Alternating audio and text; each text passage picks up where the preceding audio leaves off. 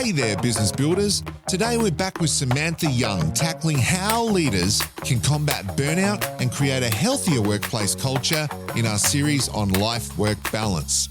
We'll explore how to dismantle toxic behaviours and foster an environment that prioritises mental health and well-being. Well, welcome to the Business Builders podcast. We are your hosts. I am Brenton Gowland. And I'm Ron Tomlin. And Ron, we've got Samantha back with us this week. Yeah, sort of part two. Part two. Well, hello, Samantha. How are you? Hey, Brenton and Ron. I'm fantastic. How are you? Excellent. With this spring weather that we're having here in Adelaide, it's just, it makes life worthwhile. It really does. And look, I got to say, it's great to have you back. I feel like this is one podcast episode that we've split over two sessions, because last time we spoke about what is burnout, and I had a few people responding to me and talking about just how good they thought the episode was. And one person said, I think I'm going to quit my job now. I'm not entirely sure that's what we were trying to achieve, yeah? Tempting, and I think it's quite a common reaction sometimes if people are feeling burnt out, but it's definitely not necessarily the solution. No, I agree. But very interesting that it started to really make me and the people that I spoke to, and I'm sure everyone who's listened to it, really think about accumulated stress, I guess you could say, or overworking, and all the scenarios we talked about in the last episode start to create that cycle of burnout. And then at some point something goes pop. I think it's a bit of a lifestyle phenomenon. Burnout's more like a recurrent condition and you can cycle through it. And so it's a burnout cycle, and sort of you break down, then bounce back, and everyone's got a different cycle. But when you bounce back, then you're like, oh, everything's fine. And then until you hit the next cycle of heading down again. So first stage in solving a problem is diagnosing the problem. Okay. And so we spoke last week about recognizing the problem, and today is dealing with the problem. So Ron, how should we introduce Sam this time? I mean, we did it last time. I was just going to say, people should know who she is, but in case they don't, Samantha Young, the psychologist from Human Psychology. CEO, or the CEO of Human Psychology. Human Psychology. And I can talk about this topic for days. So yeah, we've only got an hour, right?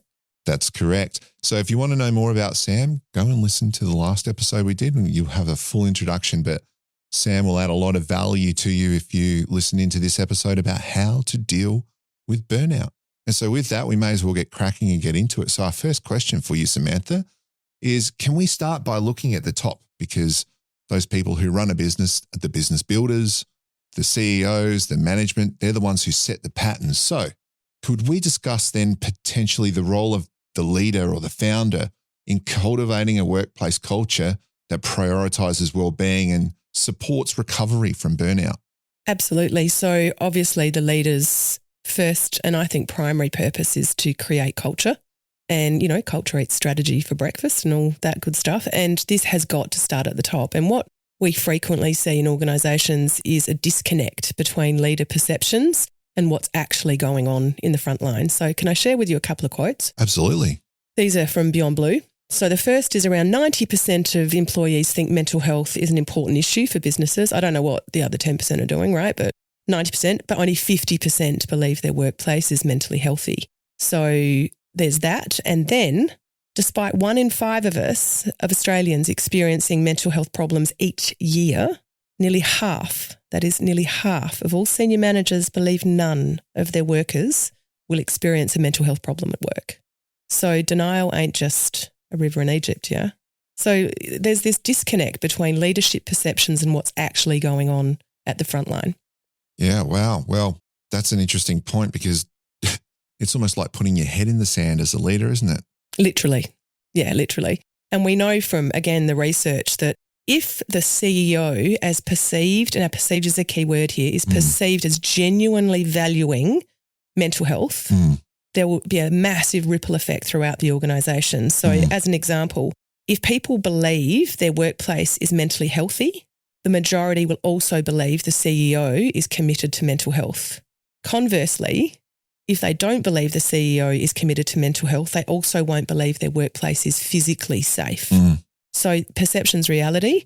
And if CEOs aren't walking the talk, if it's just some nice words on a page or the occasional kind of flippant comment about well-being, that is going to filter down throughout the organisation. So why do you think CEOs, as you said, 50% of them don't think it's ever going to be a problem? It's a bit of that not in my backyard. Like I know it happens, but it doesn't happen here, because that might be a reflection on me. I also think there's a hangover maybe from last century that people should leave their stuff at home. And I'm paying you good money to come in and do a job. And really, I'm not paying for you to bring your stuff into work, your mental health issues into work. I think there's also still some misunderstanding around mental health and well-being. And so then I just don't know what to do as a CEO to promote a mentally healthy culture. And that's an interesting thing too. I wonder, because that's a generational thinking example that you've given there. Do you think it's because CEOs tend to be older, because i.e. more experience, that thinking has permeated that group of people? Yes. And I guess it's also, well, I got to where I am and I'm okay, maybe. And so you should be as well. Yeah. Toughen up, princess. Yes. Yes. Yeah. Teaspoon of cement, glass of water, harden the up. Yeah. Well, that's the great Australian saying, right? And that's, I think, part of the problem is that there's a sort of jingoism about all this that, that's what I grew up with and I'm okay, maybe. And why can't you be? And I had to go through it. I mean, when you look at some of the workplace cultures, as you talk about, when you talk about, for instance, medical specialists, and what they have to go through to become a medical specialist in terms of shift work and so on, and you talk to senior specialists and you say, well, why? I mean, that doesn't make sense what they have to go through. Well, I did. You know, so there's a problem with what I had to go through being good for you, and it made me the person I am today. Yeah, but part of the problem is it made you the person you are today. And also misunderstanding the metrics. So seeing investing in wellbeing initiatives as a cost or an expense rather than an investment. And if people are our greatest asset and all of that, we know minimum $2.30 return on investment for every dollar invested in genuine wellbeing initiatives. So 150%. Yeah. So, and they're just hard, cold, factual finances, right? But they come out of a different part of the P&L. So we're talking reductions in work cover claims, absenteeism, productivity, etc. That's not costed in the same cost line as spending on wellbeing initiatives. So I think a lot of CEOs are still seeing this as a cost to the business rather than an investment. Yeah, and I hate to say this, but where you put your money is where you put your value, right? So that says to me that CEOs don't value their people really, other than getting a job done, which is fair enough. But when you have people working for you, if you're not taking care of the whole machine, you're not really enabling people to do their jobs, right? I think one casualty of leadership for many leaders is actually their heart. Ooh, talk to us about that. So if we stop believing the best about people and focus on patterns and the work and not people, people promise and don't deliver, and then we kind of armour up, harden up, and we stop looking for flickers of light and focus on shortcomings, and this harder heart becomes our new normal. We focus on business growth and profitability, but they're outcomes. They're outcomes of other things. So rather than viewing, valuing and developing people as a cost, maybe it's actually a gateway to both. If we empower people to have great wellbeing, that is the gateway to profitability and growth. And I think you're right. I think you're right. And that brings me to our next question. In terms of values, Samantha, can you highlight some toxic behaviours, which is the result of values, that leaders should avoid to prevent exacerbating stress and burnout amongst employees? Specifically, and this is the kicker, could you touch on the impact of lip service policies and tick and flick token programs? Yeah, people are our greatest asset. We said before, well-being. So saying the words but not walking the talk in terms of genuine investment. And the classic there is you whack some nice cupcakes in the break room for Are You OK Day and have a morning tea, and that's your token initiative. Oh, I wondered what those cupcakes were. And there's nothing wrong with celebrating Are You OK Day or cupcakes, but if that's all you're doing, this needs to be embedded in the DNA. Tick and flick stuff like the lowest cost employee assistance program. And we've got an EAP. You go see the EAP. The what now? The Employee Assistance Program. Gotcha. Employer-funded counselling. Doing great culture surveys and just not doing anything with the data. Weaponising resilience. Ooh, what does that mean? So we get asked very frequently to run workshops in workplaces where people are being asked or required to overplay their resilience and to paper over cracks in resourcing and poor operational processes with their own well-being. And particularly in caring professions, it's almost like the organisation knows people will go above and beyond and put every last shred of their energy and well-being into supporting their patients or consumers or clients at the expense of their well-being. And I call that weaponising resilience. Mm. Are there professions that you see that are particularly prone to this, where people are leveraging from the goodwill? Are they people in the health profession, or? I think it's those professions where there's an underlying really strong shared mission. Okay. Yeah, so I would say, the helping, caring, service professions. But if we look at sort of more corporate environments, what we're doing then is weaponising people's fear of job security and career progression. So I'm going to exploit, let's say, as an example, a graduate, and really it's a form of wage theft, you guys, that I know they're working 15 hours a day and I'm charging 2 clients 8 hours a day for their time. That's another form of weaponising resilience. Well, I hate to say it, but that kind of brings up not-for-profits, doesn't it? I guess a lot of not-for-profits, there is that deep underlying passion about the end consumer. And it's almost like you have to bleed the organisation, live, breathe, bleed it. And we shouldn't be asking that of people. There are some things people shouldn't have to be resilient about. As an example, bullying and harassment in the workplace, tolerating inappropriate workplace behaviours. And that comes back to culture. So it's almost like you use people's goodwill against them. And I'm not saying that's necessarily conscious, Brenton. It becomes, so if you think of culture's the underlying, almost implicit, unspoken beliefs in an organisation.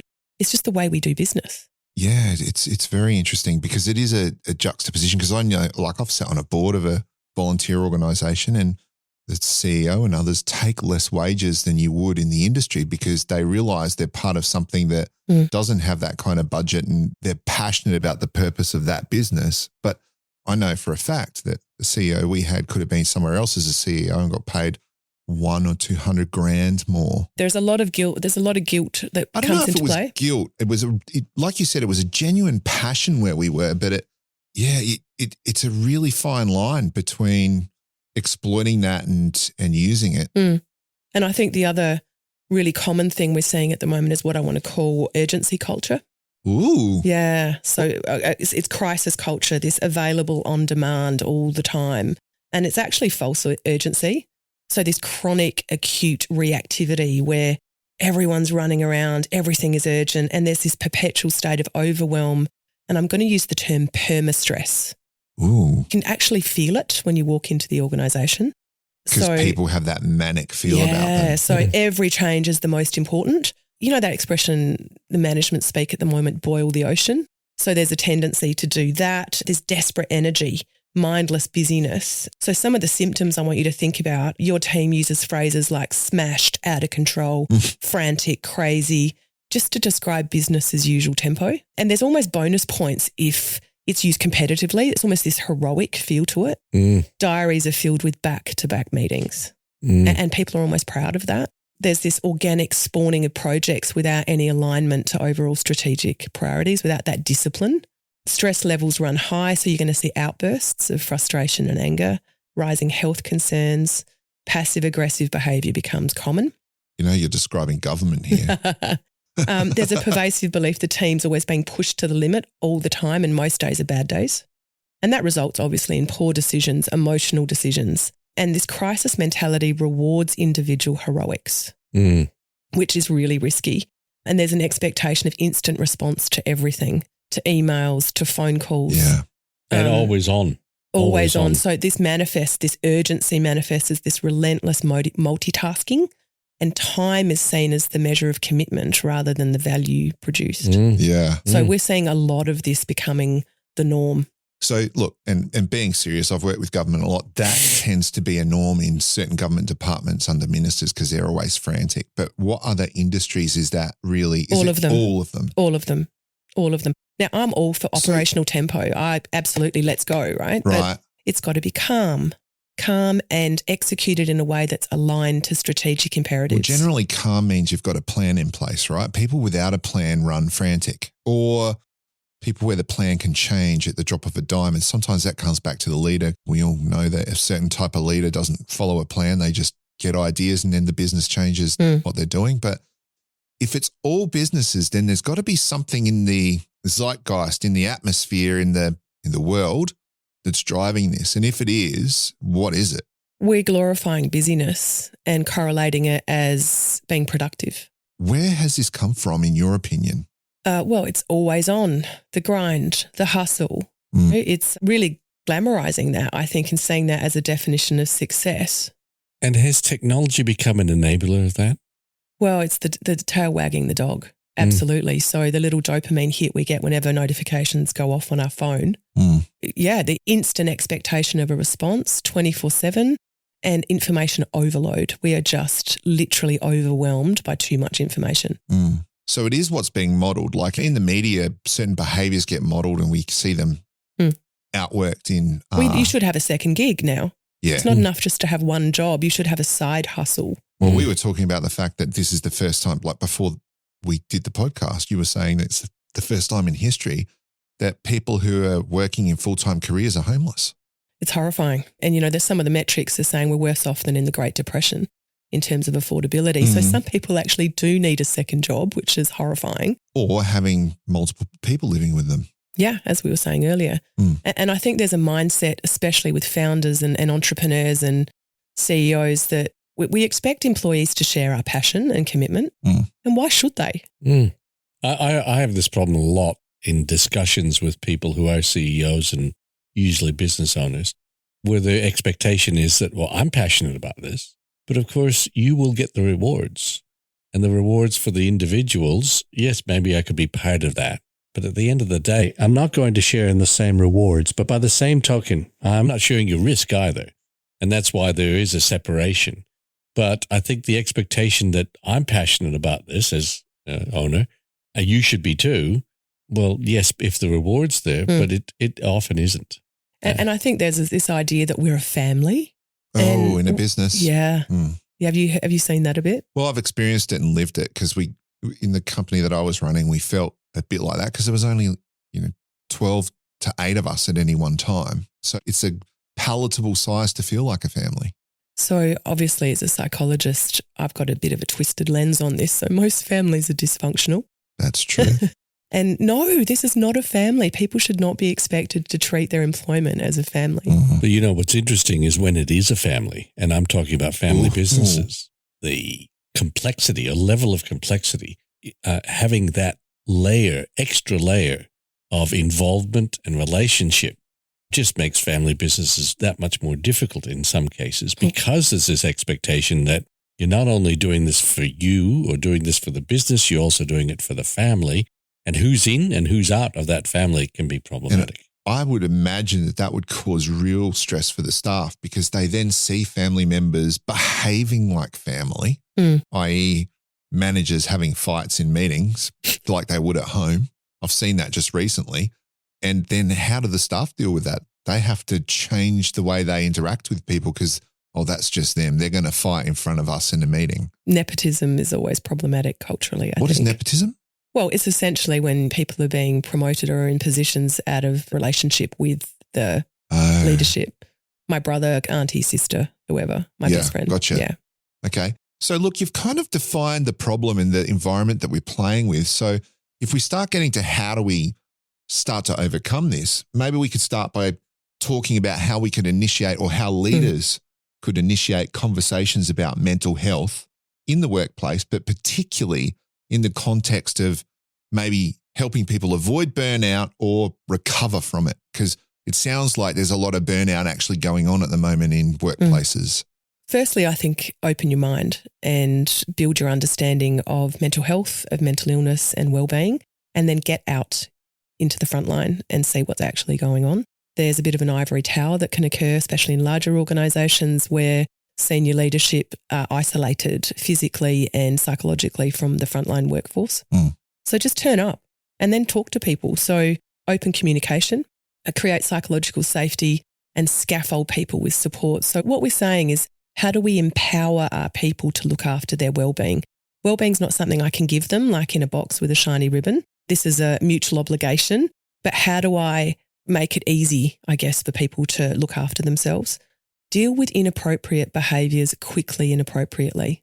I mean, that just is the huge one. So we're talking about staff, obviously. Yeah, don't tolerate bad behaviour in the workplace. Yeah, there's an old saying that I've come across so many times: what you walk past, you condone. The standard you walk past is the standard you accept.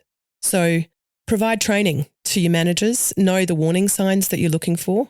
Another one we're really seeing is promote and recruit for the whole person, not just their technical ability. Can you explain that a little bit further?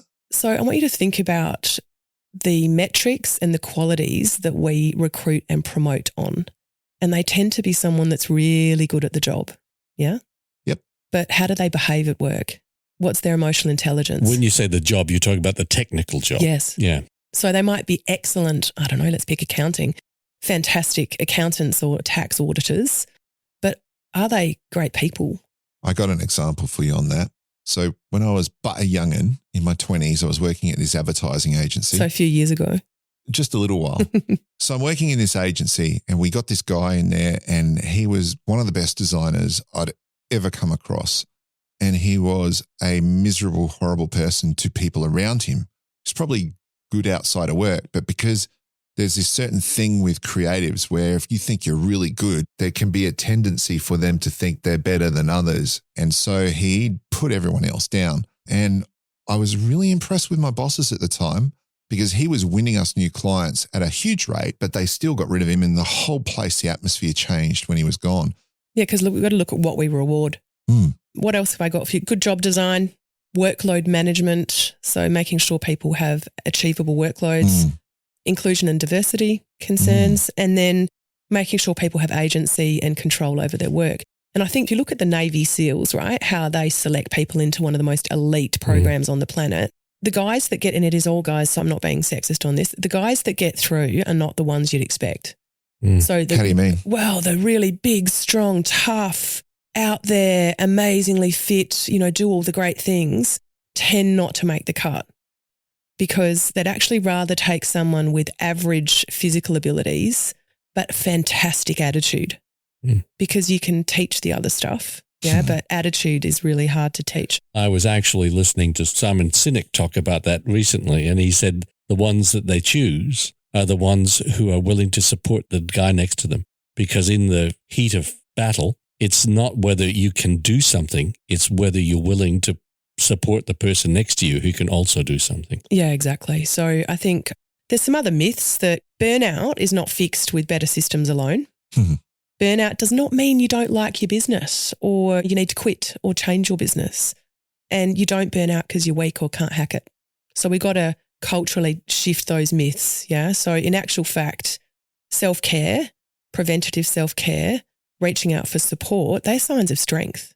And funnily enough, they're not signs that people usually associate with strength in leaders, but vulnerability and willingness to ask for help and willingness to share problems are all signs, to my way of thinking, of great leaders.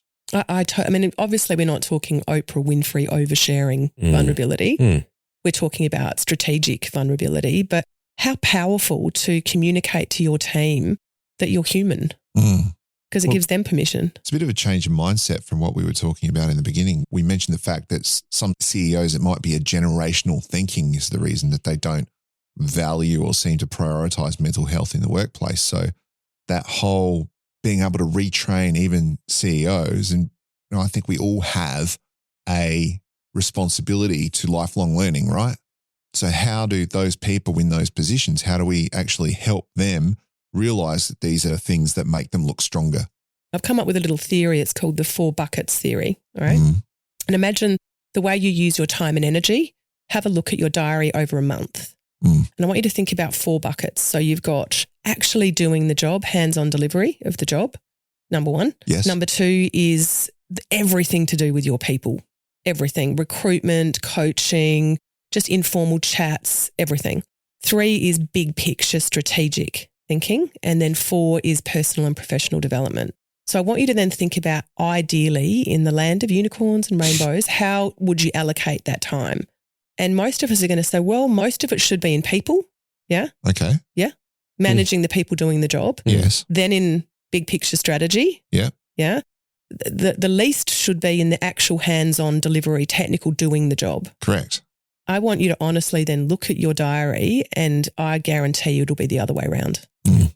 So you have to then aggressively re-architect how you're investing your time to align with what you're saying you should be doing. Well, I guess that's a mindset thing as well, because looking after the people means if you're a leader, a CEO, or running a business, that means you're actually working on getting the job done. Yeah, because it is. You're keeping the tools in tune that are doing it. But it doesn't feel as good sometimes. So it's much easier if I just do it myself. The hardest job is managing people. It is. So also, if you're not investing that time in your people, what is that telling them about your priorities? Because your time and money follow your priorities. And I mean, I will argue that with anyone. Yeah. So if you're spending your time doing rather than leading, what's it telling your people? And I'd like to make that distinction that you just made. When you say managing people, I don't think you can manage people. You have to lead them. And so the management side of the job in leading or being a manager, being someone who runs an organization or runs a section of it, that's the technical stuff, the spreadsheets and the rosters. And people love doing that sort of thing because I can see the results. The hard part is talking to people, relating to people, listening, most importantly, listening to people. And that's hard, draining work, as you would know from being a psychologist. And you don't see an immediate return on that time, so it can feel less productive. Wow, interesting. So last episode, we mentioned a toolkit. So could you talk potentially about how we could, if we're leaders, create or establish a toolkit or a set of strategies that individuals in our organizations can use to combat burnout and support their mental health at work? I think diagnostic. So I'm a big one for analysis, get the data. So what are the primary causes of stress and burnout in your workplace? They're going to be unique to your workplace and your industry. So define the problem. Then targeted action plan. So don't scattergun it. Pick the top 3 things to address operational and structural factors that are causing burnout and stress. Yeah. Then provide resources to people. And I want to be a little bit wary of the trend we're seeing at the moment to go to digital self-help sort of stuff. It's a huge trend. Chucking an app at someone is not going to fix their well-being. Yeah, and it's a nice piece in the jigsaw puzzle, but it's only one piece. Can it be a good supporting piece too? It can, but that's all it is. It's not the panacea. Allow people to switch off. Allow them to switch off. So instant response expectations that we talked about, give people the opportunity to leave work at work physically and psychologically. And I want you to focus rather than on time management, energy management, because we can replenish energy. We can't replenish time. Yeah. So the time spent on something really isn't relevant. It's the value that's been created. So let's get rid of this idea of face time and instead focus on deliverables and value. Holistic and systematic approach that includes prevention, because we'd always rather prevent a problem than try and fix it. Once someone's mental health is damaged, it's much harder to fix than to prevent. Place HR at the centre of your business, not at the fringe. So HR are not a function that people run to in crisis. Okay, so it's about actually placing them at the centre of the business. Even having a people and culture department always concerns me in the sense that it should be everyone's business, not just HR's. And what line managers can tend to do is then flick all the hard stuff to HR. Because they think that's out of the way. Because I know that thinking permeates leaders.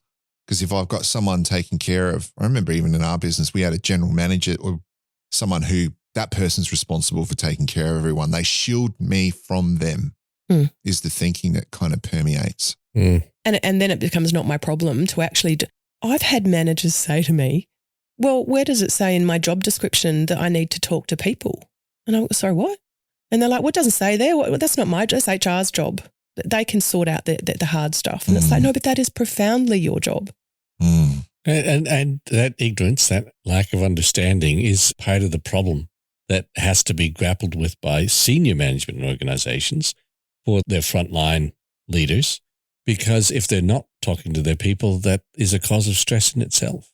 And it's that interpersonal communication. You talked before about the idea of how much time do you spend on the 4 buckets. Well, if you look at the 4 buckets that are available to you in form of communication, most people spend their time and energy on the formal communication, the newsletters, the emails, and so on. It's the informal that people are looking towards. Your behaviors, how you model, how you talk to them. And people don't spend enough time thinking about that. Yeah, your attitude. Do you smile? Are you approachable? All those things. They make people feel like either they're valued in their job or at risk, frankly. Okay, so you talked before about measurement. I love that because can take the boy out of engineering, but you can't take the engineer out of the boy. What measures can an organization implement to create a supportive environment? What can it actually measure to help with that? So we've got qualitative and quantitative, I suppose. So in terms of a dashboard, turnover, absenteeism, productivity metrics that are specific to your organisation, work cover claims, injury reports and near misses. So not just actual injury reports, but the near miss concept. EAP utilisation, so how much your workforce is actually using your employee assistance program. And it actually is higher the better, not lower the better. We want to increase the utilisation because we actually want people to reach out for support, not when they're in crisis, but well before then, almost like a check-in. Just like you go to your GP for a bit of we're talking about annual checkups. Why can't we just check in on people's wellbeing to see how I'm going, like you tune up a car? Yeah. Yeah, it's a good analogy because you would never leave the maintenance of a vehicle or any asset for over a year, but we do it to ourselves and we do it to our people. Yep. And then I think seeking feedback from our people. So that's that survey concept, qualitative and quantitative. So formal and informal measures. And then have an holistic wellbeing strategy. So that includes how work is managed, job clarity, are reasonable stress levels present in your organisation? And do that with consultation with your people. Ask them, what do they need? You know, I'd love to delve into each of those. We don't have time really, but tell me, the one that got me obviously was turnover, right? Like sales. So why is that a good measure of mental health? Well, it depends on the industry, but in general, if your workplace is becoming toxic to work in, good people will leave. And it costs a huge amount to replace them, not just the actual hiring of them, but the loss of knowledge, corporate knowledge. Yep. I probably was talking about a different turnover, the actual sales of the business, the dollar figure. That's okay. Both are important. But the reason I'm asking is because I think that's something that traditional CEOs and leaders would really, that would get me paying attention. I actually think that turnover could be misleading, Brenton, because you could have a CEO that's flogging their workforce to increase turnover. Gotcha. So I don't know if turnover, and same goes for being really careful to differentiate between turnover and profit. So if I'm starting to go shaky as a business, what I will tend to do is cut costs. And we know that doesn't work. All that does is shift cost to another area of the business. So I think there can be some misleading. I genuinely think focusing on profit is a mistake because it's a historical measure of previous activity. Instead, what are the key drivers of profit in your business? So, I meant turnover of people leaving rather than turnover of revenue. Staff turnover. Yeah. And you mentioned the idea that putting HR at the center of an organization, and I already hear people saying, well, I can't put everybody at the center of my organization. I'm being told to put the customer at the center of my organization. So how can I put HR at the center of my organization as well? And I think there is a way of looking at it when you look at your employees as the internal customer. I had a stand-up argument some years ago with a CEO of a large entity. I wasn't asked back, strangely, but they were very much of the view that the customer must be at the centre and the customer comes first always. And I said, no, your staff wellbeing comes first, because if your workforce isn't well, they can't look after your customer. Let's take education as an example. Does student wellbeing come before staff wellbeing? No. Because if your staff aren't well, then they can't look after your students. And this is the whole concept of the service profit chain that Hesketh came up with at Harvard years ago, that if you hire the right people, you look after them, give them the right resources, they'll be happy. And let's translate it a little bit further as well. I've been in companies where we've sacked clients to protect our staff because of the way those clients were treating our staff. So that to me is putting our staff first and also taking care of the client, because we can't take good care of you if we resent you. And my dad ran a very successful small business, and he had some great sayings, and one of them was keep your competitors busy with the bad clients. I like that a lot. Yeah, he's right. Absolutely. The actual cost to your business of trying to deal with a difficult client organisation, it's going to cost you more in the long term. Yeah, so that's interesting. So I do believe in having the customer at the center of your organisation, but that doesn't mean putting them first. It's an interesting concept when you raise that having your staff at the center of your organisation. The concept in my head is how do you have them both at the center of the organisation? I think, as I said before, if you want your customer to be at the center of the organization, you have to think about who is serving that person or that customer. And the mechanism most of us use to serve that customer is through people. And if you're not therefore looking after, choosing, supporting those people appropriately, they can't look after the customer. Yeah. So it's maybe counterintuitive, but it is so true that you have to look after the well-being of your staff and your employees and the people who serve customers if you want to actually put the customer at the center of your organization. So it's not incongruous. It's just maybe not counterintuitive. Agreed. Yep. So some great measures there. And if we can just then maybe look at what would be some practical advice on then promoting work-life balance and reducing stress among employees. So we've got the measures in place to check all this. How do we then improve what the measures are telling us? Let me think of some top tips. So create and allow white space. So back in the day when I used to be a management consultant, we'd do these white space diagrams and you'd chart a process, and the white space was where value wasn't being added in the process. But I actually want us to look at white space differently. Rather, it's time, brain time to rest and play in an unscheduled way. That's cool. We all need it. We all really need it. So unplanned, spontaneous, and not filled with more work, which is hard. That's really interesting because my predominant skill set is creative, right? So when I'm doing even a marketing plan for someone or trying to think of a strategy, I will start the work and then I'll spend a few days not doing anything on it, but it just permeates in my brain. When I'm in the shower, when I'm going for a walk, it'll just be there. And then when I come back to it, I've already almost done the thinking, like it's just permeated through use of white space. We can't schedule creativity. Yeah. Yeah. Boundaries. Let's talk about boundaries. So boundaries exist to help you protect your resources. Resources are time, money, energy, and without them, you'll be scattered and spread thin. So I think there's 4 types of boundaries I want you to consider. The first is around your energy. So removing drains on your energy and saying no to stuff. So every time you say no to something, it's giving yourself permission to say yes to something else. Secondly is between your obviously life and work, which is the topic of this series. When you're not answering emails and phone calls or mentally consumed by the work. Third is around your work time. So staying in your lane and sticking to actually what's going to deliver value. And then boundaries around big picture planning. So that comes back to our white space, but making time to work on the business, not just in it. And I know that's such a cliche, but it is for a reason. Yeah, it is. Because definition of insanity, doing the same thing. It's interesting you say that because I do remember someone who was in my tech group and we talked about the fact that he needed to do a strategic plan. And so I said, look, you're probably, if you're going to do it yourself, which you can do, he wanted to put the framework together and he wanted to put the sort of bones on it before he involved anyone else. I said, you're going to need a day. You're going to need a day. So I said, leave it with me. Next time we got together, I said, so how's it going putting that day aside? He said, yep, taking care of it. Look at my diary. I've got half an hour here between meetings. I've got 15 minutes here. I've got 20 minutes there. And we went through a month of his diary and it all added up to a day.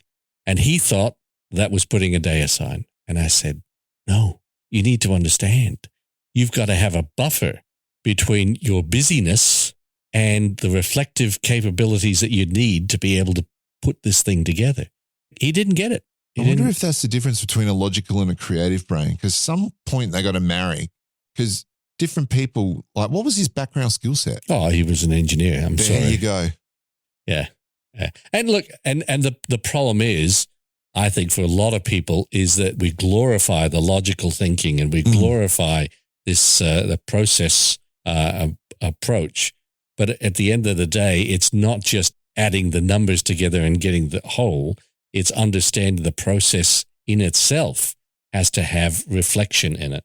And look, I think that's also a really interesting shift. I think we've got to encourage the creativity in people, even if they are an engineer. I'm not saying engineers aren't creative, because they are, but they're creative in a very logical fashion. And I think sometimes, I don't know. It's sometimes our training and engineers are trained to be problem solvers. Sometimes our training can be our own worst enemy. Yeah. Because we have to then untrain to learn new skills.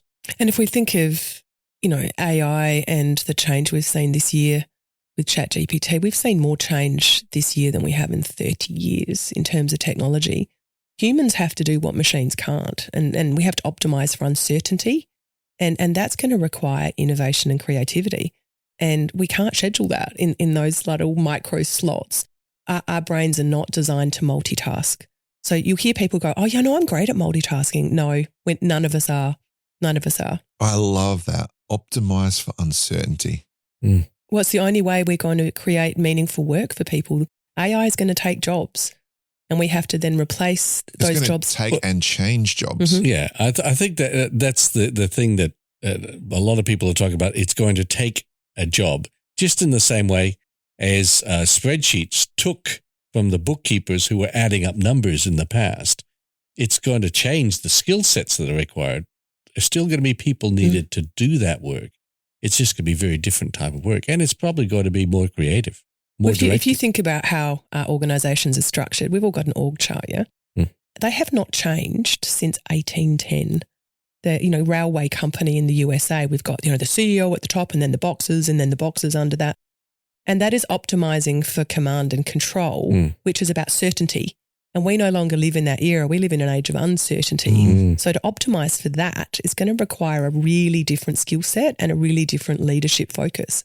I've seen a few different sets of, there's the flat structure and then there's the bottom up structure, because you put the front face towards your clients at the top. So there is different thinking. In reality, I think most managers think that they should have the answers. Yes. But really good managers, and this is the point of even what we're doing with this podcast, we want the people who are listening to challenge themselves, right? Because, and I was having this conversation with, I can't remember who it was the other day, about the fact that really good people look for the answer in their employees. They employ someone to do a job, not so that I have to do that job for them, because I might have a small part of that skill set and I could do that work, but this person will do it so much better. That little bit of understanding of how to do that job helps me to be able to communicate with them. But really good people look to leverage the skills of others. I saw a great Harvard Business Review stat the other day that's held for the last 2 decades that most people trust a stranger more than their manager. Interesting. Why? Wow, that's that sad. mind-blowing? Yeah. Why? Is that familiarity breeds contempt, or the fact they're bad managers? Yeah, the last. Well, it's an interesting thing because, again, I don't want to get pedantic about words, but management is about things and leadership is about people. And I think all of us get trained in the management of things, organizing, controlling, and we think, well, that's how you do the same with people. I organize my desk so I can organize people. And it doesn't work that way. And we don't get trained enough in the skills and the mindset of how do I influence people? How do I inspire people? And the number of people who I come across who are in positions of authority who have never had any exposure to formal training in their role as a leader, it just astounds me. So coming back to well-being and what leaders can do, a couple of questions to sit with and, for self-reflection. Why should people follow you? Why you? And why did you put your hand up to do this? And be really honest about it, what your motivation is. What is your leadership why? And if you're answering things like, looks pretty good on my business card, or it was more money, or people are going to be impressed. I mean, this is where you've got to be painfully honest in the Hall of Mirrors, right? that's not going to get you through, because we know leadership is fundamentally an act of service. So I don't think too many people have thought about, why should people follow them? And I look for the little comments that people make. So when you spend a lot of time with CEOs, it's the small throwaway lines that it tells, oh, that was me. This is about me. And I always think when I hear that, how can I help this person see that it's about us and them rather than just me? Well, a beautiful study was done by an Australian forensic psychologist, and I don't know how he got this through ethics, but he did.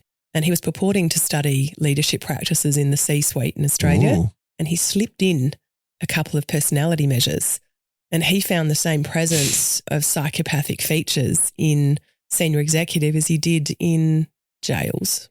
Interesting. So if we look at, again, what are we rewarding? Right? It comes back to the things that we promote and value. So I think my interpretation of that question that you left with us is a while ago, for the people who are listening, we want to encourage people to be business builders, people who work on themselves in order to grow better businesses. But the question I'm hearing is, what type of leader do you want to be? And why? And why? And I think that's so important. And I think the mental health of our staff is so wrapped up in that. And we have to start wrapping up because we've almost come to time. So we've got a couple of last questions for you, but think about that question we just spoke about, and we'll maybe address that in future episodes. But let's just quickly talk about what resources and support systems that we can put in place as organizations to assist our employees in their journey of recovering from burnout and maintaining their mental health. Yeah, I think we've touched on things like learning and development opportunities, and we've seen them cut back a lot. COVID, obviously they stopped, and I don't think they've quite recovered because, again, they're seen as a cost rather than an investment. And this idea of a holistic, systematic approach, the same thing you'd take to safety. I want you to think about taking that to employee wellbeing. And consultation, ask your staff, literally just ask them, what do you need? And they'll tell you. So, as always with the business builders, we like to leave our listeners with some practical things that they can do. So, top 3 pieces of advice for business builders who are aiming to cultivate a culture of well-being in their workplaces. First one is acknowledge that sometimes you need to slow down before you can speed up. So that's good. You're going to go from burnout prone to burnout resistance. That's going to require a shift in mindset. And self-care is a strategic imperative rather than a sign of weakness, number 1. Number 2, I want you to think about well-being as more than just your mental health. So, you have this idea in nutrition that you have a platter of food and it's meant to have your protein and your carbs and your veggies. And I want you to think about your well-being in a similar way. So it's made up of all sorts of components. We've got sleep, which I think is something you guys are going to touch on down the track. Exercise. I can't stress strongly enough what a great wellbeing tool exercise is. Fun, play, time for that. Downtime that's just unscheduled without a purpose. Disconnect time off devices and technology. Connection time, so relational connection, building important relationships, and then focus time. So I know that kind of feels a bit like a stressful to-do list now, right? But I want you to think about your platter of a healthy mind and where you're nutritionally deprived as a result. And then lastly, I want you to do a bit of a diagnostic on your culture in your organisation and look for some of the symptoms that your well-being is actually being threatened. So bad behaviours not confronted, compensation or promotions based on results, not results and behaviour, as we said earlier. People explode. Communication is poor or one way, as in top down. Excessive email use. Lack of clarity, and values and expected behaviours are not defined and reinforced, and that's up to you to do as the leader. That's They'd be my main ones. I want to ask a couple of quick questions. What do you mean by excessive email use? People on average are getting 60 to 100 new emails a day, Brenton. So even if you just open that email, that is already 3 hours out of your every day, new emails. Literally, I think we're all just dying under the weight of excessive email traffic. Yeah, gotcha. And I think it abrogates responsibility too. I informed you of that. I know it's one of 1,000 emails we receive a day, but I did tell you about that. Oh, and I CC'd your manager. Yeah, why don't you know about that? Because we've had that conversation. Yeah. And it's a way of getting out of jail, because I did tell you about it. It's not an effective form of communication. And I often talked about the fact that go and speak to a person. At the very least, give them a call, because the amount of information that comes both ways with some type of interaction is so much better than what you think you are saying in an email. And I think we just need to bring heart back into this. Emotions and leadership have been disconnected or decoupled, and this rational logic hardness takes over, and I actually think we need to bring the human back. Yeah, you spoke about that right at the beginning about CEOs and leaders becoming harder. And that's something AI can't do. Thank God for that. Look, that was fantastic, Sam. Thank you for that. And I think our listeners will thank you as well. And I think that's all we got time for today. But there's a few beautiful thoughts in amongst that I think we should pick up at another time with Sam. Sam's the only person we've had back twice. Do you realize that? Yes. But I'm looking forward to the third time. I think so. And listen, if you are listening, let us know what you think. If you're not part of our LinkedIn group yet, then get on LinkedIn and look up the Business Builders podcast. We've got a LinkedIn group. We've been getting some people coming through and joining that group. I think we're about 80 or 90 people at the moment. So that's not bad. It's not bad. And can I just add, Brenton, that if you are struggling, then please reach out through resources like Lifeline, Beyond Blue, your GP or friends and family, but you're not alone. Yeah, 100%. And we spoke last time that we haven't put those resources in the LinkedIn group yet, but let's do that this week. We'll put that with some announcements about the podcast and so forth. Like I said, if you want to reach out as well and give us any feedback, do that through the LinkedIn group. And we'd love to hear what your thoughts are. But for this week, it's goodbye from me. And goodbye from me. Take care, stay well.